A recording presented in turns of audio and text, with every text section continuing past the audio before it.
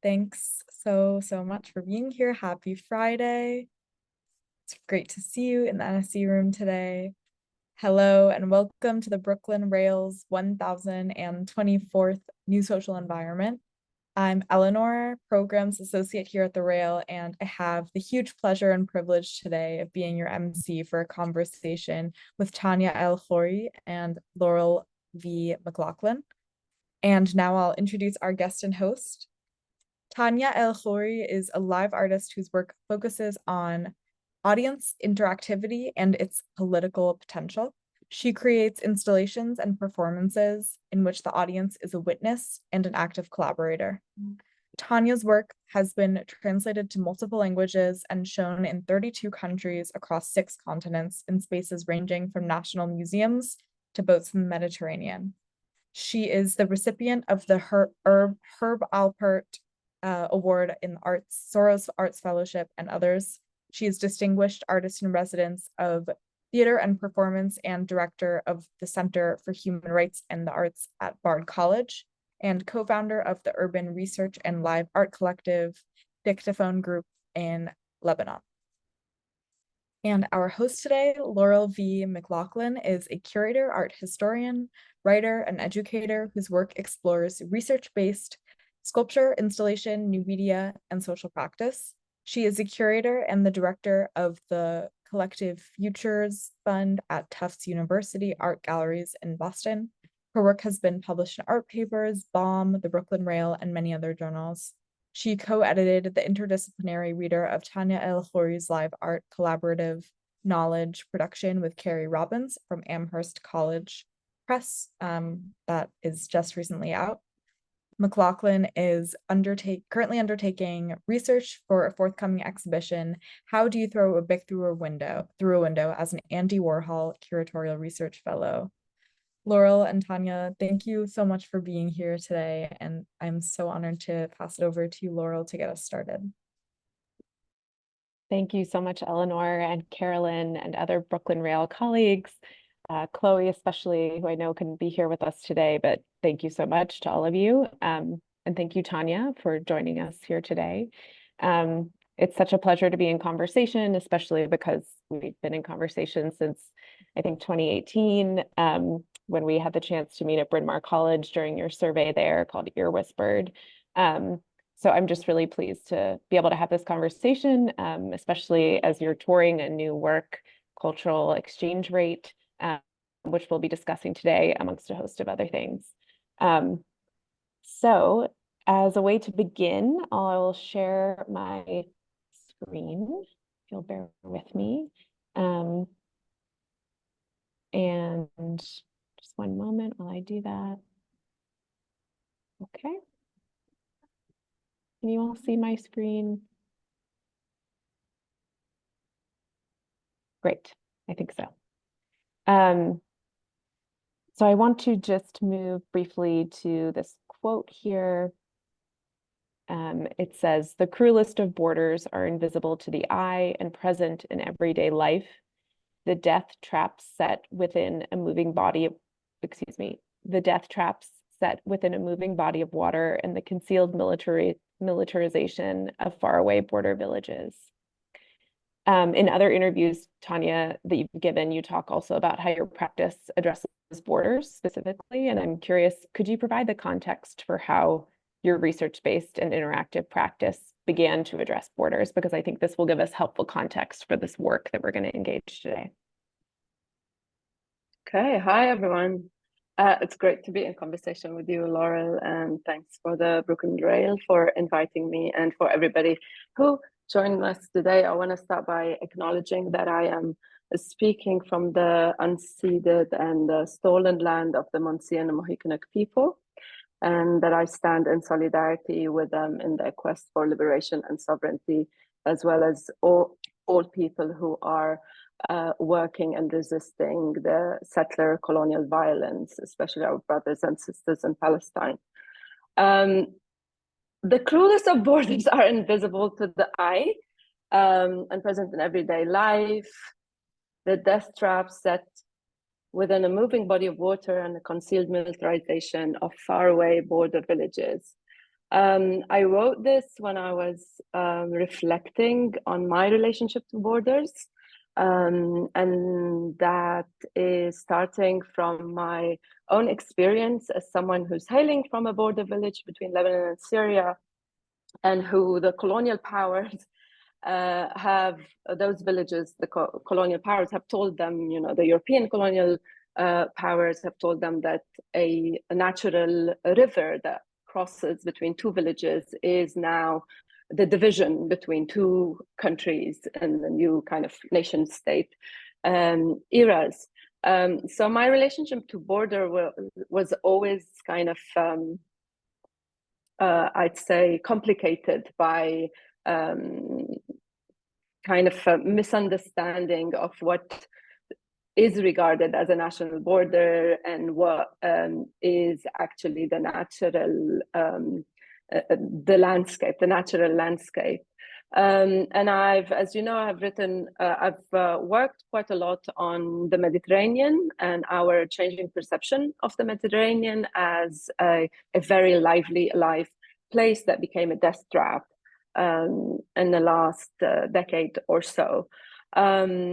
So yeah, I think I cannot pinpoint to when I started being interested by borders or when my work started to be battling with the notion of borders. I was told when the artwork started to really look for work on migration and borders, and that's after, you know, the Arab uprising and the lots of climate refugees and people fleeing from the south to the north that we've seen in the last decade or so, and the artwork started to catch up on that. And I started to hear people say, well, you've always worked on borders, your work has been about borders for a while. And this is when I realized that it was very natural to me very early on to be battling with the notion of border as someone who comes from a border village, but also for someone who have crossed, you know, migrated for various reasons, for work, to study, to tour work, and, you know, that kind of experience of crossing with various documents and when you're welcome and when you're not has been, I guess, marked my work quite significantly. Yeah, thank you. And I just want to draw out a really important distinction, which you generously drew out in front of a public audience when we had a talk many years ago. You said that your engagement is with borders rather than necessarily migration, like the through line is really about borders. And as we get to this work cultural exchange rate, you know, you're thinking about many different borders between Lebanon and Mexico. But I'm curious if you can delve in a little bit more about why that distinction is important to you. Yeah, for this audience. Yeah, I think you know, I don't want to say we shouldn't be working on migration, because I think we should actually be active in the changing perception of migration as a term, because there's a lot of racism linked to migrants and linked to the question of migration, even though it's the most natural thing. You know, humans, like other animals, have always migrated for resources, for survival. So I think it's very important to normalize the fact that we all migrate, rather than it's a very distinct group of people who are just from the global south who are migrating, etc. But at the same time, I think as creators and in artwork, we should be thinking about the notion of borders rather than just migration, because this will also allow us to think about both sides of the borders and our political responsibility towards each other, rather than just kind of creating work that brings in migratory stories. But I think it's more useful, especially art institution and venues, to think about borders as an active practice that is discriminatory, that that has a lot of potential for discrimination, for racism, and for pushing people out. Yeah, thank you for calling us to that attention right now, especially, and we'll delve further into kind of the politics of the now. I know eventually we want to look at images, but there's one other concept that you draw upon so richly that I think is important to draw out now, this notion of interactivity. It's very specific, the way that you use that term and implement it within your practice. So I'm curious if you can talk to us a little bit about, your conception of it. I know you've written a lot about it, and also share kind of the ethical and methodological framework behind the terms, and then maybe how we can move into how you use it in cultural exchange, right? Yeah, it's a big question.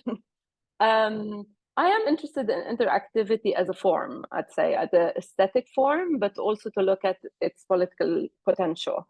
I use the term interactive because with the audience, interactivity with the audience, because I create work that is really centered around that encounter with the audience. So my work is never like done before an audience actually interact with it, or really make it alive, activate the work itself. And the audience is always a co-creator, or I think of them as collaborators in the work. And I think I'm interested in that because this is where the work becomes open for people to engage their own politics in it. This is where people are invited to embody the knowledge rather than just, rationalize it. I think people are, especially in nowadays where we consume data so much, and it's all about consuming that data, understanding it, and kind of brushing it off. I'm interested in the material and stories that seeps under your skin, that becomes, part of you, that you embody that knowledge, and then you have to live with it. So it's not about just empathy, that it's coming from just understanding and, feeling it closely, but really that becomes part of yourself and has it engage the empathy, but it's also engage responsibility that comes from witnessing. So when we witness, we have almost like a legal responsibility towards what we've witnessed. So I'm interested in the audience as witness, and audience as co-creator, audience as kind of in an embodied knowledge sharing. In cultural exchange rate, the audience are invited, as you see in the photos, to open various cabinets. They have sets of keys. Each key have a different number, and they follow those numbers, and they open the cabinet, and they stick their head in those cabinets. And it's a kind of a whole word or a scene that they experience in their head. It is multisensory. There's smell, there's sound, there is video in some of them. There is there's a tactile, the use of the tactile, the use of taste in a certain cabinet. The material follows 100 years of my own family history in their relationship to borders, in hailing from that village on the border between Lebanon and Syria, and also attempting to migrating for a generation or two to Mexico City and coming back, and their relationship to money, because they're working class family who and the man in the family have always collected devalued money, but never really made any money. So they had this obsession with collection of money. And the story itself is told in the form that I personally have managed to collect it myself. And that's through hearing from different people, stories that are never in a linear form. As you do, like this is how you hear people's stories, is from like jumping from a generation to another. I've also went and looked into state archives, the Mexican state archive, to look into the exact migration papers of my great grandfather, and I found them, which was very exciting. And I looked into also different forms of my migration. So the different, form of archives, and put them together. So the piece itself, I felt that the piece in terms of form needed to show the fact that the story was collected as a puzzle. And the audience interact with it as a puzzle, and they put the story together in their head. And it's been very remarkable because a lot of people have, the audience have remarked that they thought the order in which they listened to the story made a lot of sense, and that they were lucky because they happened to fall on the first, cabinet that starts with my grandmother, and then another cabinet. It ended with the cabinet of my child to come, So they were kind of, it made sense for them. And then I would hear from other people who would say, no, I think my order was the best because I started in a big room, which was the genesis of the. And this was interesting to me to realize that, and I learn a lot from the audience and how they receive the work and what they understand and what they don't. And it was remarkable to me to see that people can catch a story from any line and still kind of make sense of it according to their own experience. Right. Thank you. And I'm glad that you're dwelling on this idea of storytelling, because it's so important throughout your practice. And actually, maybe we can dwell on that. We'll flip back and forth between images just so that folks know we'll come back to things. Here are a few more. But I did just want to touch on, in earlier works, you feature oral histories that you've gathered in sometimes linear, sometimes nonlinear contexts, or linear stories. And so some of those works we've explored in this reader that's just come out, Ear Whispered, works by it's based on the survey Ear Whispered, works by Tania El Khoury from Bryn Mawr in 2018. And we invited a number of interdisciplinary scholars working in interdisciplinary ways to contribute to this reader, Tania El Khoury's live art, collaborative knowledge production. And the works that engage these oral histories so deeply were Garden Speak, in which you worked with writer Kinana Issa, along with oral histories from family members, and composed narratives for martyrs killed in Syria during the Arab uprisings. And then you also featured oral histories and testimonies from collaborators in the work Camp Pause. I'll just briefly go through, and we can come back to these. This is from Garden Speak, and we'll come back a few more. And this is some views from Camp Pause, in which 4 residents of the Rashidia refugee camp in southern Lebanon describe their pathways to the sea alongside everyday experiences in the camp. And so I'm just curious if you can kind of lead us through your approach to these oral histories and their collections, and then perhaps how they aligned or deviated in cultural exchange rate. Specifically, you brought up memories with your grandmother, they're highly personal. These were with other collaborators, so I'm curious about those areas of synergy and perhaps deviation. You could talk about them. I'm interested a lot in oral history as a method that was created to counter grand narrative, and how stories and histories are told, and how history can be told from below, from the story of ordinary people, which lacks especially in contested event, or in event that became so large, like the Syrian uprising that marked a lot of us in the region, as it started a beautiful protest against 40 years of dictatorship of the Assad regime. So when those events become so large and perceived globally as just a brutal civil war, where it becomes about geopolitics rather than about the stories of ordinary people affected by it, and we tend to forget how it started and why it started. I think looking at people's stories and ordinary people's stories is important, and recording them is really important. So this particular piece, Garden Speak, which became a book, as you know, where those oral histories are recorded. It focuses on 10 people's stories who, at the beginning of the Syrian uprising, were killed by the Syrian regime and buried in either their own home gardens or local community gardens for various reasons, and mainly because of the dead wanted to preserve the memory of the living, wanted to preserve the memory of their loved one,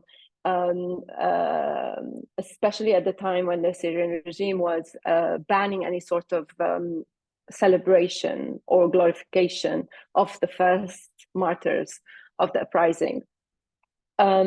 So the piece itself has 4 tons of soil and 10 buried speakers, and that tells that broadcast, each one of those speakers tell the different stories.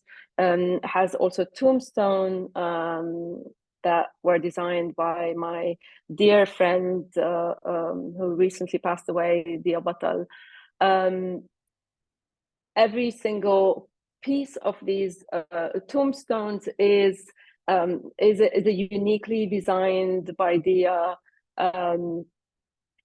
kind of a memorial of those people who we tell their stories, and the audience is invited to kind of dig with their hands, lie down, listen to the whole story, and then bury it back. And as you can see, when they're lying down in that way, they also become those bodies that are kind of placed next to each other. They become, and they notice that they kind of place themselves in that position. While it's, for a lot of people, it's very relaxing, it's by the soil, it smells really nice, smells of camphor, and it's whispered and it's quite dark, there is that eerie feeling that it could be any one of us. And people reflect obviously on their own mortality, on the loss of other members of their families or their loved one as well. But I would say that I borrowed or I'm inspired by the work and the writing of oral historians who write about the ethics of collecting stories from people. And I put a lot of attention on that first encounter with the story and the interviews, and I think of those interviews as one-on-one performance by itself. So just think of myself as a collaborator with the person who's telling the story, and pay a lot of attention on what are the things that we share. Is it a shared language? Is it a shared kind of political motivation? Is it a shared kind of experience?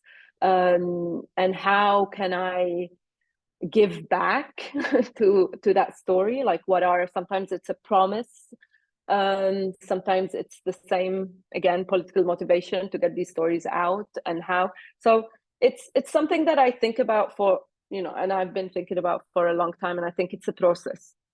It's a process, but definitely it is has a lot of politics. The politics of collecting those stories, the process of trying to give people agency on how these stories are edited even after they're collected, and giving people the choice to always back away from some of the things that they said or change their opinion about it. And I've had it in the past when people like feel that they want to tell something, and then a few days later be like, actually, I don't want I don't want it to be out, or I rethought it and felt like I'm uncomfortable with this particular part or the whole thing. And just trying to, whatever we do, remember that people are more important than the outcome, especially about work that starts from a position of solidarity. So even if we think the outcome is important politically, it won't be as important as actually those who are collaborating on it, and especially people who are still mourning their loved ones. That's so fascinating. There's so much there. I mean, this idea of oral storytelling as being one-to-one performance is so important, I think, especially now. But also the way that you give agency to the speakers, because I think oftentimes, we have this perception that there is no agency, that it's really up to the interviewer, and there's a certain power dynamic implied there. But especially in this work, Camp Pause, you let these residents lead you to the seat. They actually controlled the camera, they controlled the whole narrative. And then, like you're saying, with editing, they had the chance to go back and look at it and revise if needed. So I'm curious about, in this moment with cultural exchange rate, and I'll just go back to those photos, it's almost like here you're lending yourself a little bit of agency, going back to your own history, and also, doing this with your family. There's a different kind of agency there, but then also a different kind of solidarity. I wonder if you can talk about kind of the personal nature of that. Yeah, I mean, some people have noticed that the only clear edit that I've done in this was when I put my when I mentioned that my grandmother have told me stories that I would not add it, just so it doesn't become a big drama in the family, that I put it out there. And people have noticed, they'll be like, oh, you share a lot about the man in the family that will put them in a kind of awkward position, but you're kind of protecting your grandmother. Is it because she passed away? And I didn't notice that until people ask me, and I think, yeah, it seems like I don't mess with women, but men in the family is fine.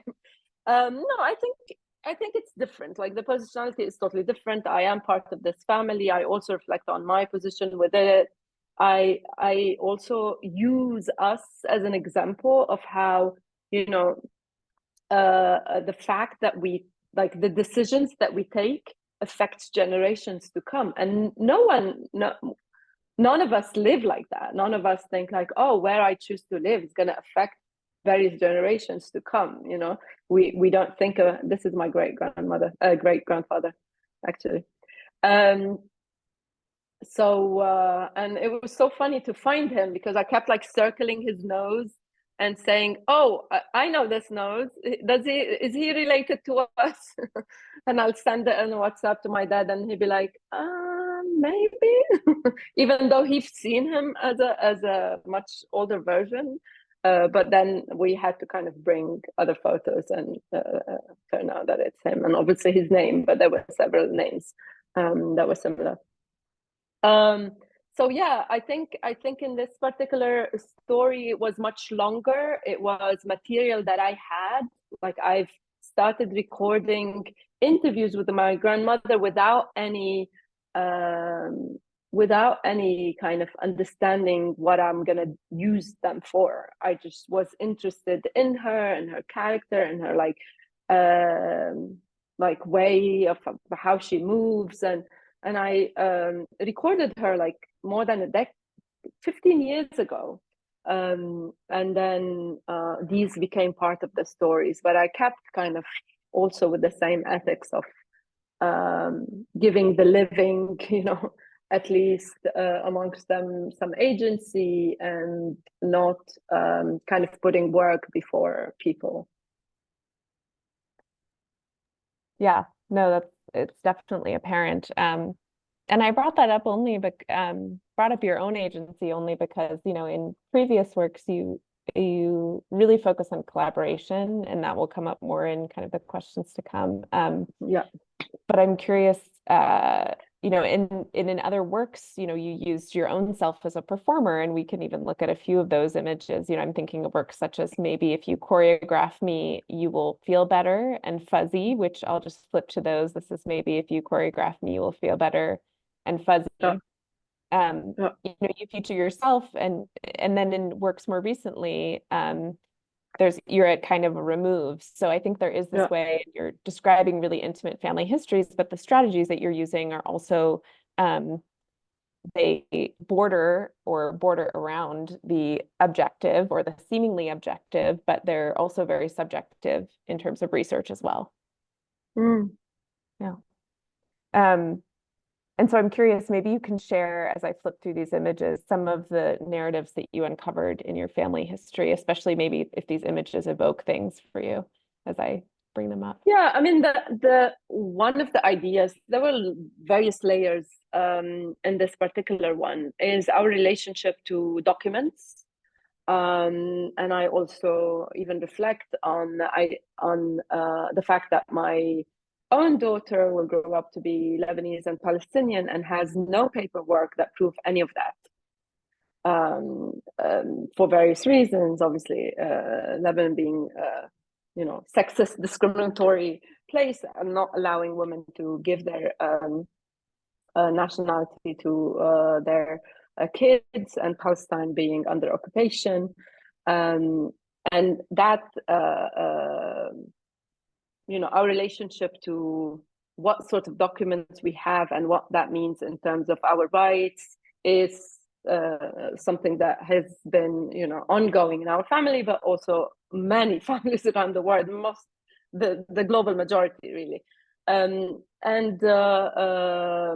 think our relationship to money as material, as coins, as actual paper money, and as also hailing from working class farmers background, who at some point became middle class or merchant in Mexico, and then came back, and kind of across various economic collapses as well, which is a story very common in Lebanon and the region. Especially when I created that work, we were on the brink of an economic collapse, which is now very much full on. 90% of the currency, the value of the currency, it's gone like about 2 years ago now. And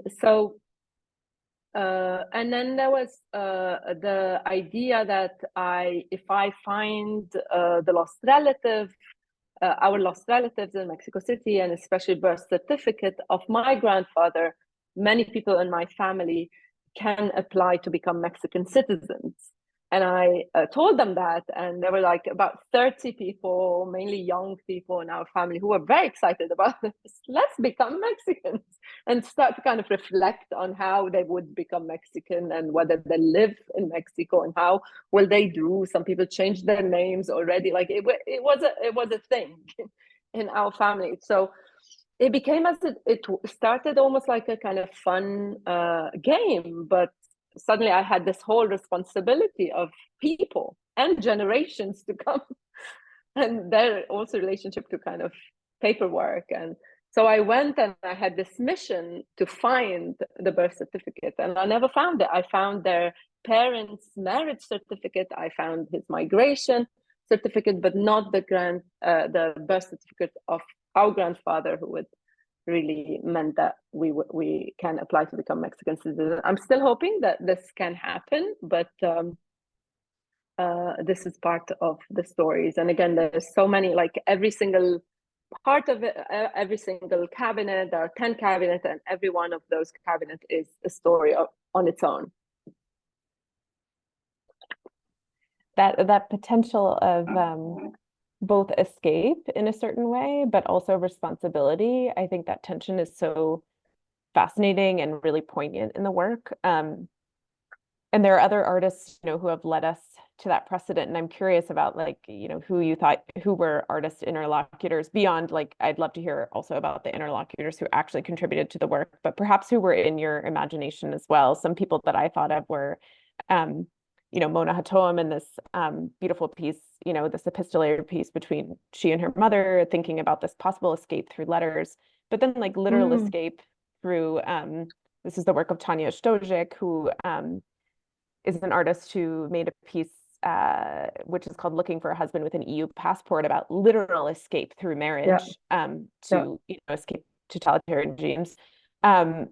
So I'm curious if there were other people you had in mind for both that idea of escape, but then more largely, it's a very research-based work. And, there have been other authors, for instance, in the book that, we just came out with, such as Sasha Krasnow, who has talked about this idea of research-based practice. So who were your interlocutors?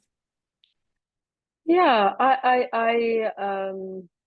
mean, people who come to mind right now are Emily Justice's work, who kind of specific work, I forgot what it's called, in which she uses the fact that she's a Palestinian who has an American passport, which means she can go across Palestine, the whole of original Palestine, and where people have asked her to go and relay messages to various people, and she did this artwork in which she go and like have a date with someone on behalf of someone else, or she'll take like she kissed the mother of someone elsewhere, or she like plans something. So she did all of these action, and kind of by that they're very beautiful, everyday, ordinary action, but like really shows the division and the border that were imposed on one people. And I also, like, another piece that come to mind is the work of Guadalupe Maravilla, and how he reflects on his own experience crossing the border as a child and becoming like an undocumented migrant in the US, fleeing the civil war in El Salvador. Those are the people who come to mind right now. Yeah, thank you. I love those references. Yeah, and then could you share the folks who you collaborated with on this project? Because I love how at the end of each of your projects, when you present them, there's a host of collaborators, and we'll see them today later on. We credit them, but I'm curious about those collaborations for the work. In this particular one, I've collaborated with a friend of mine called Petra Busleiman, who is a beautiful production designer. Collaborate on this piece, as well as the Search for Power piece. I've also collaborated with a few researchers, including a lawyer so it was a multidisciplinary research. So there was a lawyer in Mexico, there was a research assistant in Mexico City, there was someone, my partner, Zada Barish, is a historian of the Middle East. And I've also used the knowledge of an archaeologist, a friend of mine, May Haidar, who also have kind of given her knowledge specifically on money and their relationship to kind of archaeology and stories in Lebanon and beyond, and in the area. I've collaborated with a beautiful illustrator and designer called Jana Trabulsi, and with a friend who Ali Baidoun, who used live editing, like video live editing, so kind of editing the video in a live element, which I thought worked quite well with a piece on live art and kind of interactive way of working. Yeah, the music and the sound design by Fadi Tabbal, who I also collaborated with him on Memory of Birds. So, you know, some new collaborators and some people that I've been in conversation with them for quite a bit. Right. No, I appreciate being able to hear them and name them into the space. Yeah. And obviously, as you already mentioned, you know, your grandmother is a collaborator. You also talked about how you yourself are, you know, involved, and also you're carrying Lael. And I'm curious just to dwell on that too. Those particular collaborators, there's this matrilineal memorial inheritance that's particularly poignant, but it's disconnected from the legal kind of nation state inheritances that you talked about. Could you describe how maybe, you know, you imagine that impact on the audience? I know sometimes you say you try not to think about what the audience takes away from it in advance of that, but I'm curious, you know, your thoughts about that particular connection amongst all of you. I think, you know, people relate to people's story way more than to documents and state archives. Even though myself included and others are, you know, fascinating by how we are recorded in archives that kind of is pays as a historical record. So really seeing that photo of my great grandfather and how he looked and how he was dressed up, really on the arrival, and how they were all very beautifully dressed up when they were recorded as just arriving by boat to Mexico is fascinating.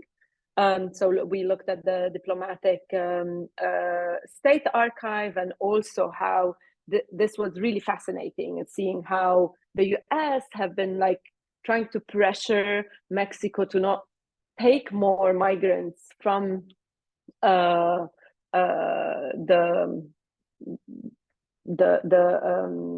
Swana region for various reasons, but really they don't want them to arrive to the US. So they're trying to kind of use that diplomatic pressure, and the archival of like the state archive was fascinating. But then finding papers from the family, so documents from that record that they've left, like various IDs that are no longer circulating, personal effort of collecting a family tree and sharing this with me, and how I could work with that is fascinating. And then there's the actual presence and traces of human life, which I felt people are relate to quite strongly. So there is a video here that you see my grandmother. There's a video of me kind of combing her hair and cutting parts of it, and then you see the actual piece of hair. And I think people often talk about this particular piece quite a lot, like strongly. They smell the olive oil soap, and I talk about how she only used that to wash her hair. And they see the actual piece of hair that was cut from her hair there, and they relate to it, I'd say, what I've noticed, way more than they relate to any other story. And I think that's because this is how we relate by looking at objects, but also by smell too, and memory of our own lineage and our own kind of relationship to other people in the family, which I think is a global,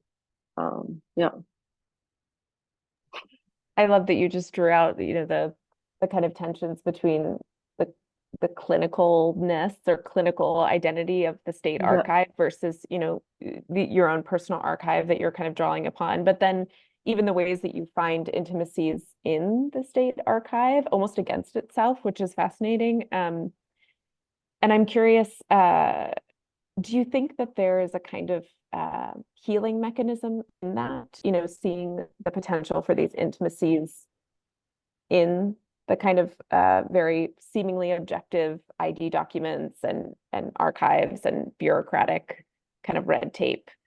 Or is it not possible? Can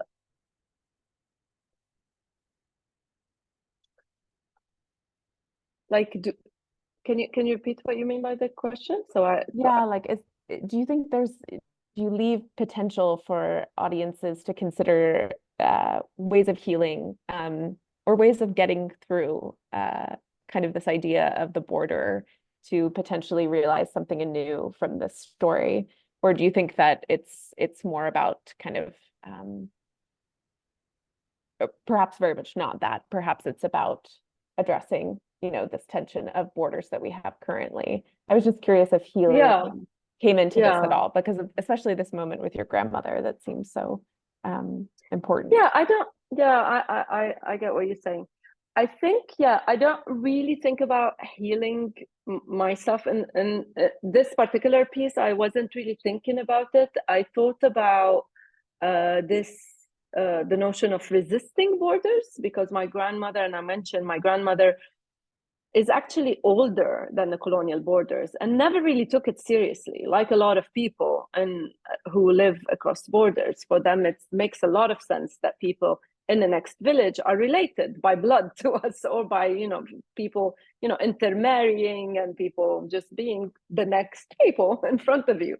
So even if you're technically in another country and you use a different currency, perhaps you're still the main people that they relate to and they fall in love with, and then they visit for funerals, and all the time they do that, but in resistance of colonial borders. So they never kind of take the bother to kind of do a much longer route to cross a militarized border and get ID'd to visit people who they see, like they can even hear on a good day, on a calm day, because it's the other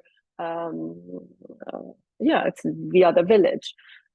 So that's kind of the notion of resisting borders or not taking it seriously or questioning it is very much part of it, and it's practiced and has been practiced for generations, and it continue to be practiced today. So I think that's present. And in this piece, like other pieces that I've done with Dictaphone Group, like the one on The Sea is Mine, which also kind of shows what I'd like to do or be part of is exposing how arbitrary and ridiculous the notion of borders are in a kind of piece of land, but also in the water. And we're seeing all of how maritime borders get divided left and right for, you know, financial gain, but also to push refugees from a country to another, and how they become deadly. Yeah. That makes a lot of sense and is in keeping with, you know, your previous work. I think that there's a way, sometimes, especially audiences in the US, want a certain moment of healing or what they perceive as healing to release guilt. But I don't think you're allowing that. You know, there's certainly moments that are poignant, but I wanted to draw that out because I was curious if you really saw it like that. But that also leads us to kind of more so this current moment. And yeah, I mean, as we see borders increasingly militarized on so many literal fronts, especially namely, you know, the contested borders of Palestine and Israel, but then also the Lebanese border as well. I'm curious, how do you think audiences are receiving this work at this particular moment? If you could imagine it, or, you know, what might you hope for that they would receive it? I know you just mentioned resistance, but I just wanted to dwell on it a little bit longer to see if there were other specific takeaways that you were hoping for.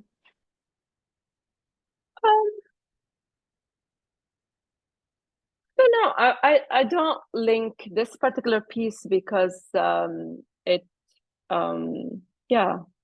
opened a few years ago. I don't really perceive it as relating to the present moment or to Palestinian liberation in general. I think it is it provides a much longer history of what's happening right now in Lebanon, I would say, because we're seeing a lot of waves of migration again, of people trying to kind of they either become in exile or migrate to be able to survive. But also we're seeing kind of people's relationship to borders in various places, both on the border with Palestine and the border with Syria, and how they turn immediately into places of like death traps and places of oppression for a lot of people. I think, the notion of resistance is something that I hope people take from this work and others, and to think about how people in that region and beyond have always resisted oppression, have always resisted colonial power, and have always resisted as a way to survive and as a way to heal, if we're talking about healing. Thank you. And I realize we're coming to time, but I did want to dwell also on a few other works that you have simultaneously. You know, right now you're touring Cultural Exchange Rate, which is fantastic. And I'm curious about upcoming venues that you might be able to share with our audiences. And also, perhaps if you could tell us a little bit about another work, Memory of Birds, as well. Yeah. Thank you. So I'm currently touring 3 different pieces.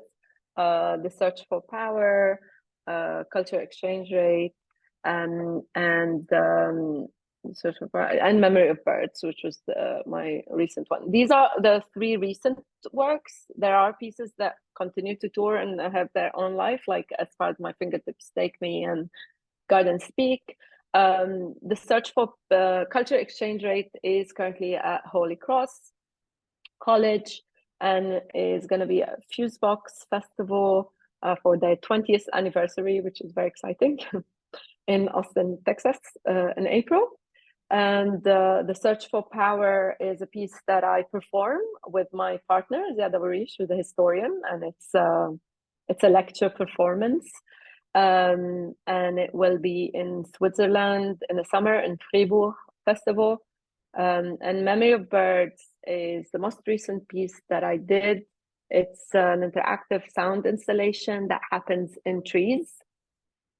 And it's in collaboration with birds, migrating birds. Happens usually in spring and summer.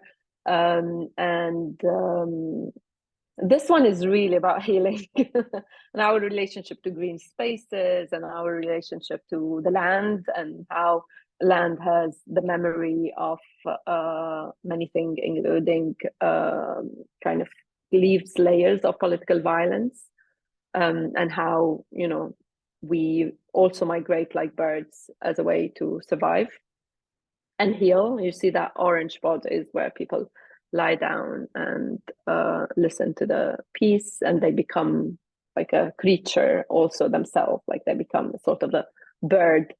It's quite trippy. I really love that piece.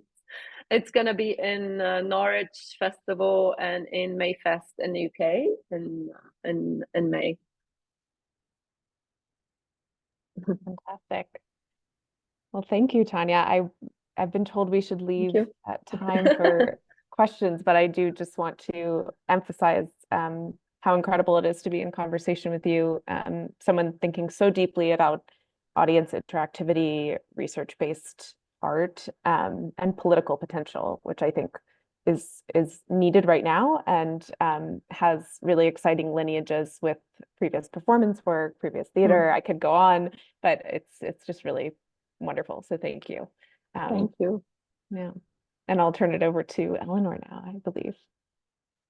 Yeah, thank you so much, Laurel and Tania. Laurel, maybe you could pause your screen share just so we can see. Yeah, that would be great. Thank you. Thank you so much, Laurel and Tania. This conversation has been so wonderful. Thank you for everything that you shared. Our first question from the audience today will be from Luna. And Luna, you can go ahead and mute. Hi, thank you for sharing and for your solidarity statement, as we all do stand solidarity. I'm curious about the title of the piece, Cultural Exchange Rate.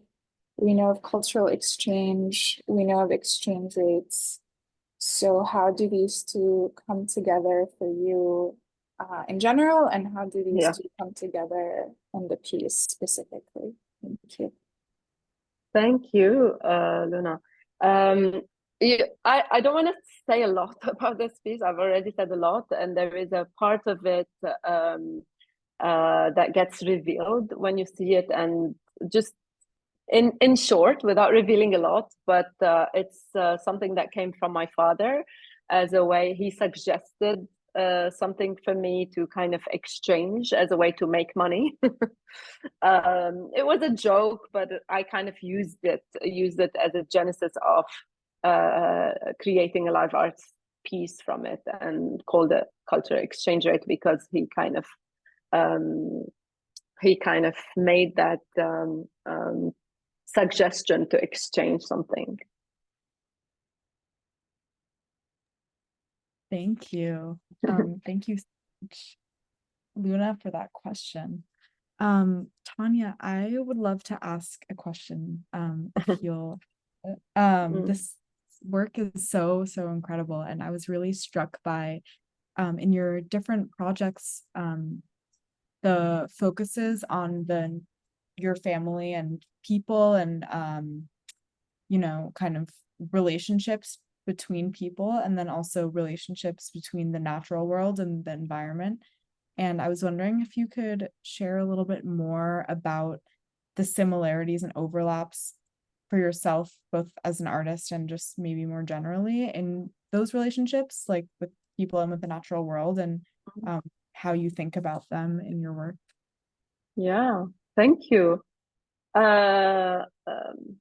You know, I have spent, like, I have created a whole career thinking about how to collaborate with other humans on various levels and across the process of creating work. So when researching the work or when collaborating with other mediums, like I collaborate a lot with people from mediums outside of the art world, like architects, urbanists, historians, and how we collaborate with the audience. So thinking about collaboration and interactivity as a long process from the beginning of the piece till you know, how it's really performed or shared with the audience. And then I started to think about space as collaborators. So how do we, as a collaborator, so how do we put our work in an actual space or place in a way that doesn't just impose itself on it, but work with what it offers, take into consideration the fact that spaces have histories, have laws that govern them, have, you know, sort of like sometimes untold rules about who can use that space and who feel welcome to these spaces, whether they're surveilled or not, etc. So I started to kind of really engage with spaces as collaborators. But recently, and especially with the climate catastrophe and, you know, and thinking, and after the pandemic, thinking about what does the art world leave and how we contribute to the climate catastrophe, really, and how we deal with that, and how we can manage our work to kind of relate to spaces and public spaces differently. I started to think also about collaborating with landscapes, collaborating with the natural world, with soil and learning from it, and also animals and especially birds in the last one, and other species, and how we could, because obviously you can predict how humans behave, but you cannot predict the weather. You cannot predict if birds gonna come or not, and I like that. I like that complete like risk that comes from it and complete randomness. That's so beautiful, Tania. Thank Thank you so much. Our next question is going to be from Carolyn today. Hi, Tania. Thank you. I know we're stealing the questions here, but if any audience members do have a question, feel free to put it in the chat. I'm wondering about what you're reading right now, and I'm specifically curious if you've ever come across Lawrence Abu Hamdan's live audio essays. I'm reading that right now, and I'm thinking about it so much in terms of like this reliable narrator, in terms of like who is determining history in terms of like family lineages. So I'd be so curious to hear just anything you're reading right now. Well, I don't want to be narcissistic, but I am reading the book that Lauren have edited about my work, and I must say, I'll say it later when we talk about it. Part of it feels a little bit like I'm looking at my funeral. It's very morbid to say that, but I'm like, oh, this is what people are gonna say. Like, she was an artist.